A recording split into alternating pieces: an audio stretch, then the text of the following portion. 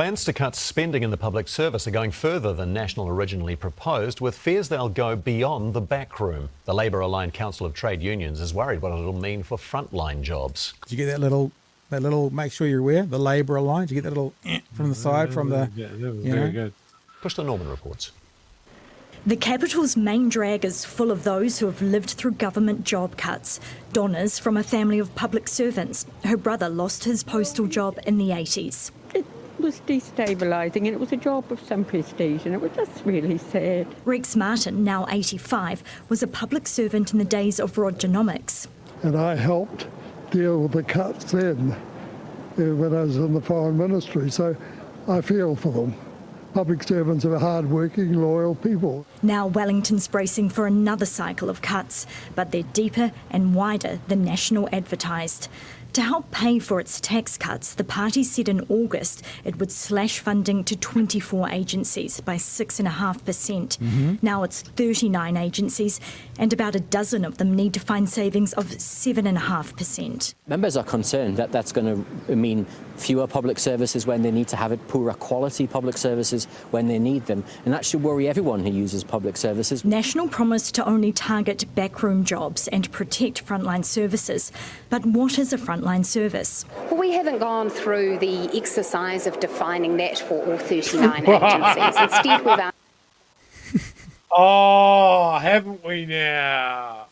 No. We have defined frontline service as receptionists only. We're not cutting any receptionists. Everybody else is on the block.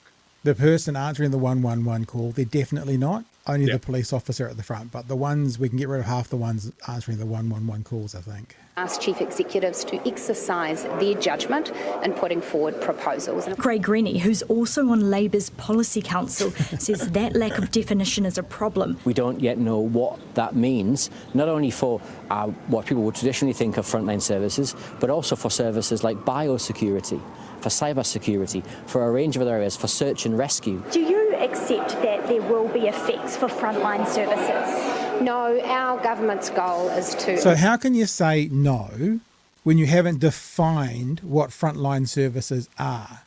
See, this is where it's ludicrous. She says we haven't defined what a frontline service is. Do you accept that there's a possibility that this might affect frontline people? No. How can you say that if you don't know what they are? Do you see the cycle we start to get in? Round and around and around? Improve the delivery of frontline public services. MB has sent out offers of voluntary redundancies to staff, while the Health Ministry has paused recruitment. But the full effect of the cuts won't be felt till after the budget. Kushla Norman, One News. I've got a little quote. I've done some work. I've got a little quote pack. Asked by AM host Ryan Bridge if National promised no new cuts to frontline services, Willis said, "I make that promise." Now, I have never been less shocked to see the news that she was walking that back today, because we have been saying from day dot, this is not surprising. This is the part of the plan. The self-funding tax cuts were never going to work. Yeah.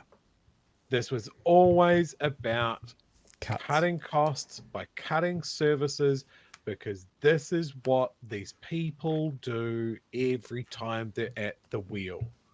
This is not new. It's not surprising. It's not revolutionary. This is what we forgot. We let them back in, and then they're doing it again. It's austerity. It's what the Tories have done to England. And the only thing that has saved us is we have MMP. And we like to change the government. In the UK, they can't change the government. So they have had decades of this sort of shit fuckery. And we've got to fight this as hard as we can. And I'm just going to highlight this comment because it's so good. Heckin' bees. It's been a while since someone in government has been hit with a sex toy. Just saying. I also like the idea of simplifying things like you did with Professor Mutu this evening. It's like we all agree that there is some stuff that needs to be sorted out in this country, some infrastructure stuff, right? Hospitals, roads, recoveries from floods, lots of stuff that needs to happen.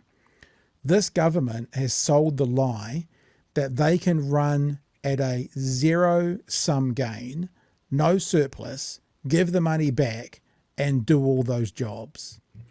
It's the right-wing grift where they talk about trickle-down economics, where they give money back, i.e. less income for a government, and then they say they're still going to keep up with all the issues that are coming up. And I'm talking purely about things that need money. Bridges, buildings, roads, they need money. Most of us, right, Chewy, you as well, if you owned a home, if you do own a home, congratulations. If you haven't, but imagine you did own a home.